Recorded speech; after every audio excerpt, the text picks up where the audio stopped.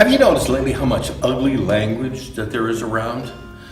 No matter where we turn, whether it's the news or whether it's television or the internet, language that used to be protected and would never be used in a public setting is used almost everywhere. Words that come out that are nasty, that are filthy, that we just wouldn't use even if we had to. But there's one issue that all of us face, and that is that we aren't always truthful. That should be something that should be number one in our lives. Sometimes just to protect the image of our own life, we just say something that may not be all truth. It may have truth connected to it, but it may not be all truth.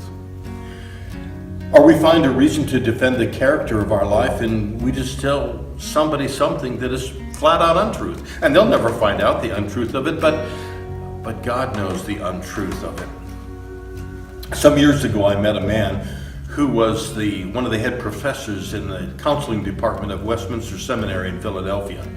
And he had written a number of books. And in one of his books, he talked about this issue of lying. And he said something that I will never forget. And let me just share these words with you from Ephesians chapter 4. Paul said, "Therefore, each of you must put off falsehood and speak truth to his neighbor, for we are all members of one body." He says we should put off falsehood and put on truth. It's a put off, put on garment almost, isn't it?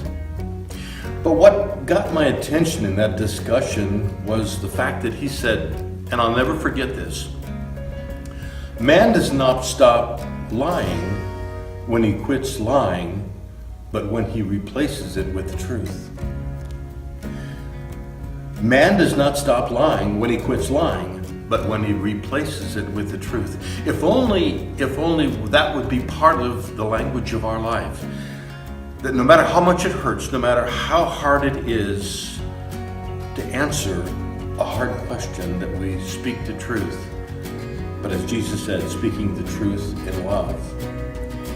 Because it's the love of Christ that gives us the proper motivation for speaking the truth. Thank you.